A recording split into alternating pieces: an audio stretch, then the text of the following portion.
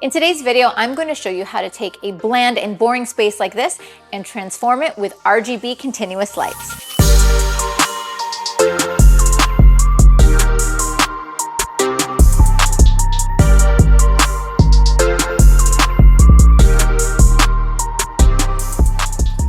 Hey everybody, Lindsay Adler here.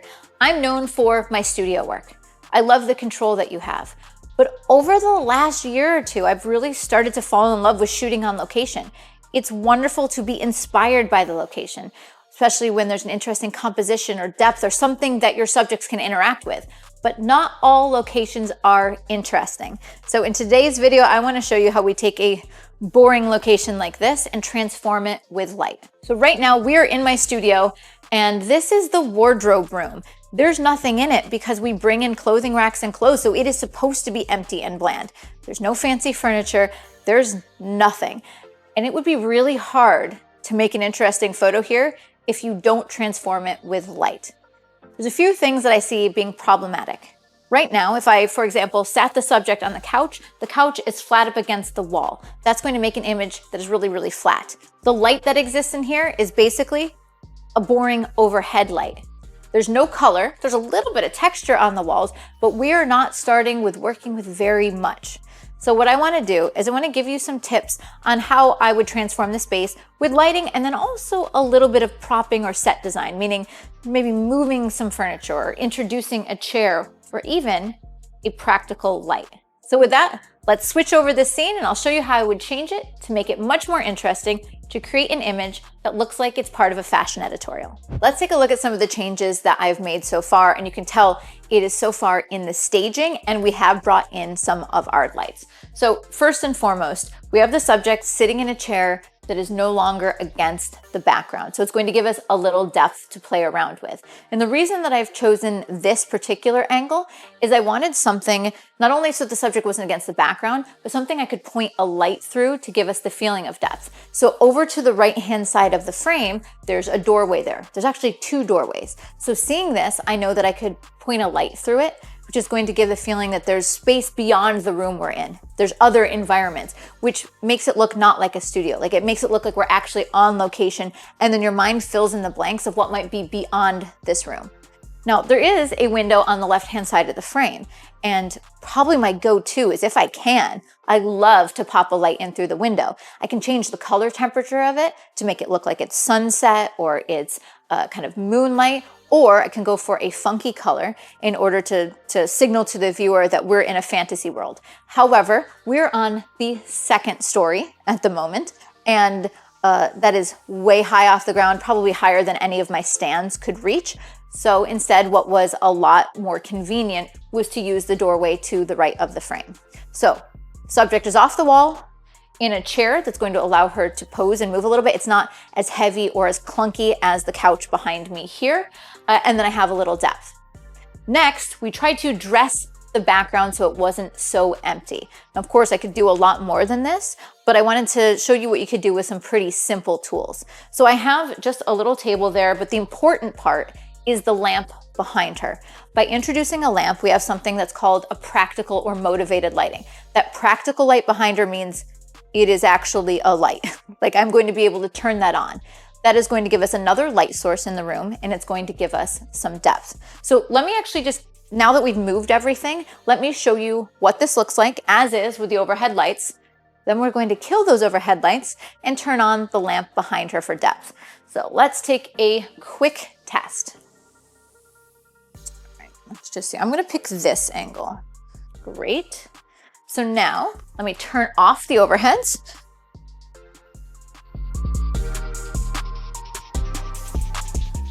Okay, you can see that the lighting that exists in this room is not doing us any favors. It is really boring. It's not a nice color of light. It's not interesting, and it's just kind of overhead and flat. So what I've decided to do is just eliminate it. Turn off that light. But that means I need to build in all of the light in the scene, but that's actually going to be great because I can make it far more interesting and sculpt it to the mood I want to achieve. So we have introduced our first light, the practical light behind her, in the form of a lamp. All right, now where should we begin to start lighting the scene? I think what I want to do is one, just overall illumination, something to make sure there's detail throughout the scene. Over here to the right-hand side of the frame, you can see that I'm using a Nanlite Pavo Slim 120. This is a light panel and it goes full color. So this is where I have to make a decision. What color do I want the light in this room to be? I'm actually thinking I'm going to go with a little bit of contrast here. I'm going to play with warm and cool tones throughout the frame. Well, we already have the warm of the lamp behind my subject. So I'm going to kiss the entire scene with a little bit of a blue tone. So we have this panel pointed to the ceiling because it's going to spread out and give us diffused light with that blue everywhere. So let me turn that on. You can see now that there's a wash of blue across the frame, which I think is a really nice starting point. We have a little bit of depth, we have a little bit of interesting color. So then the next thing I want to do is something to light the subject's face. So I need to decide if I want this to look cinematic, a little bit more realistic and lived in, or if I'm going for something that feels a little bit more like a fashion editorial. Obviously, since I do fashion and beauty photography, I'll probably lean that direction. So we're going to add the face light. And the light for the face is to the left-hand side of the frame. We're using a Nanlite 60B. This one is only bicolor. All of the other lights I'm using are going to be full color. The reason being is this is going to be the white light on her face. I am going to warm it up a little bit so it won't be a cool white, it'll be a little bit warmer in order to pick up on some of the colors of the light in the background as well. On this, I am using a Nanlite projection attachment. So this is a little spotlight that I can shape the light. I can close it down and create a slice of light on the face. So let me introduce the face light. Right now we have something that I definitely could work with. Even if I only had two lights, one being a bicolor, one being a full color, I could actually put something together here that I could shoot. That being said, my goal of this shot is not to use limited gear. I'm not saying, oh, how can I do this in one or two lights? Instead, I want to show you how I'd make something interesting. So we're actually going to be building to many lights, each one contributing something else to the shot. So as I look at this image, I think the next thing that I think is missing is in that doorway to the back right-hand corner. I'll call it a dead spot. Like it looks like there could be light coming through. There's an opportunity for interest, but right now there's nothing there. So back behind that door, the door that's closed that has a little bit of glass, I have a Nanlite 60C. So this is the small 60 watt full color light. And I'm going to turn it to a warm color to pick up on some of the tungsten light behind her. I'm going to turn it to like a warmish yellow orange, and I'm going to bounce it on a wall behind that door. So what it'll do is it'll just give a wash of color to that glass and liven up that part of the frame. So let me go turn that on. All right, so I think that small adjustment makes the shot a lot more interesting, and I didn't have to go with the warm colors there. I could stick to a cool color palette and add like a teal or a purple, and because it's a full color light, I could dial it to whatever hue that I want. Now, before we move on and start adding other lights, I actually wanna talk about the camera gear that I'm using. I'm shooting with a Canon R5 Mark II, and on it is the 50mm 1.2 lens. I am shooting wide open at 1.2. And I'm not doing that because the lights are lower power or anything like that. I'm doing it because I want to use a narrower depth of field. By blurring out the background, having a foreground, middle ground, and background, it is going to give me the feeling of depth. If I shoot at f11 where everything's in focus, it'll look a little bit more flat. Plus, I think some of the elements in the background might get distracting. So I'm going to be shooting at wide open 1.2. Now, another thing to add a little bit of feeling of depth and atmosphere is I'm going to add a filter. I'm going to be using a 1-strength Black Pro Mist. The Black Pro Mist, what it does is it takes any light source in the frame, whether it be the light in the room behind or the lamp behind her, it's going to take those light sources and make them glow just a little bit. It'll make the shot look just a little bit more like there's a sense of atmosphere in the room. So let's take a look with the 1-strength Black Pro Mist. The shot looks a little bit moodier, there's a little bit more atmosphere to it, but if you think it looks too flat, well, that definitely is one of the things that happens with a Black Pro Mist. It decreases the contrast overall. So regularly, I'll go back in and add a little bit of contrast or clarity. So far in this scene, we have 3 lights. What I'm going to start doing now is add in the extra lights. None of these lights I would deem as essential to getting the shot, but I think they're all going to add a little bit of depth, a little bit of interest. So next up, let's actually pop her out from the background a little bit more, and I'm going to add a rim light to the back right-hand side of the frame over where that doorway is. Let's look like there's some light coming in through that door. So I'm going to use another Nanlite 60C with a projection attachment. So the same idea is the main light, but this one is going to be full color, and I'm going to try to match or get a similar color to the light you're seeing in the far right of the frame, and we're going to use it to light the side of her hair. I think that the subject is popping out a lot more from the background, plus we're paying more attention to the beautiful waves in her hair. So I think that light actually does make quite a difference, and I really like the aesthetic of it. I think if anything, maybe behind the subject looks a little flat. Perhaps I could have another color or a little bit of glow behind the chair. This is something I do all the time when I go on location, is I perhaps take a pavotube or another light source and tuck it behind a chair, tuck it behind a piece of furniture, because that little bit of extra separation gives more of a feeling of depth. So that's exactly what I'm going to do in this frame. Behind the subject on the floor is a Nanlite Pavotube, and this is a 4-foot Pavotube. I'm going to change it probably to like a teal or a lighter blue in order to give us a little light and a little separation, especially since it's getting quite dark in the bottom part of that frame. All right, so now you see a little bit more separation and visual interest there. Now, when I turn on that light, I am noticing a little bit more of the legs of that table, also the cord that is hanging over. So I want to pay attention to these details and try to simplify it a little bit when I get to my final shot. All right, so looking at this once again, is anything missing?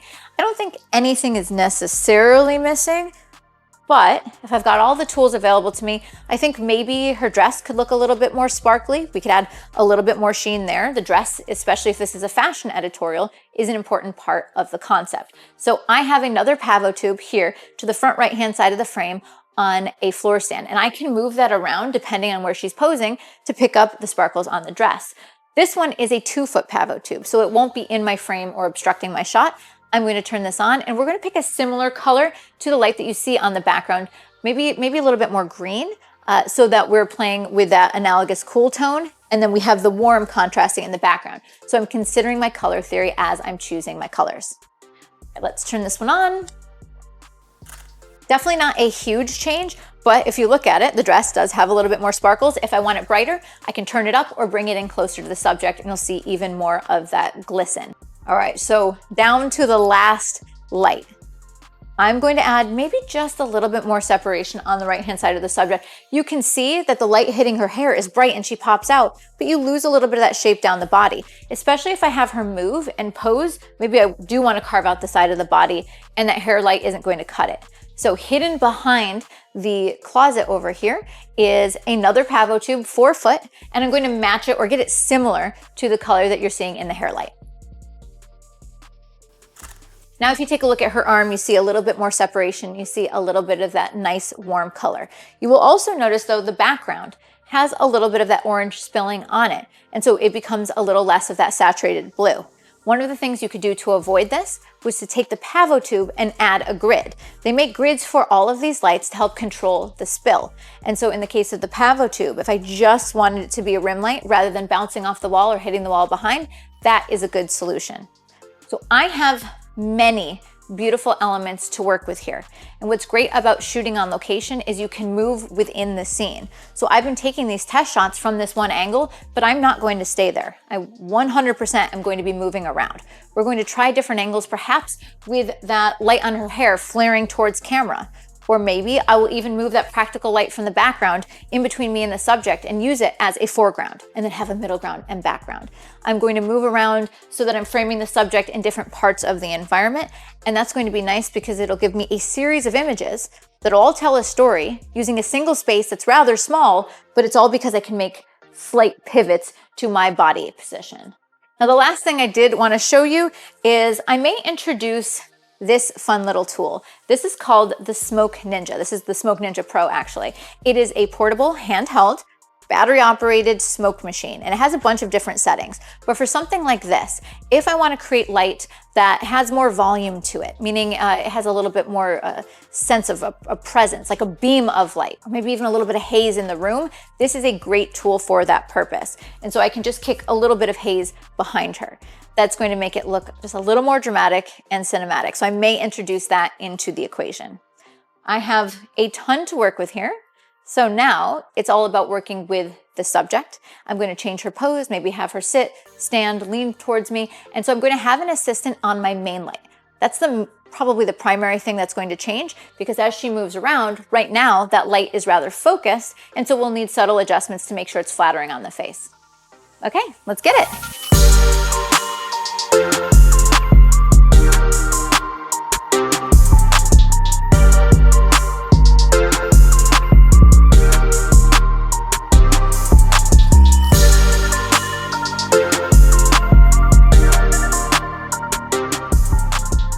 All right, so there you have it. We used a variety of full color continuous lights to take this really boring, uninteresting, uninspiring space and make something that feels dramatic, something that feels interesting, and something that is just bursting with color.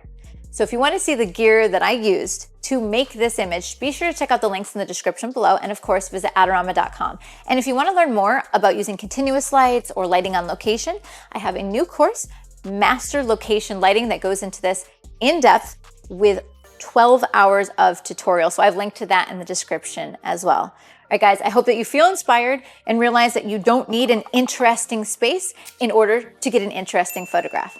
See you next time.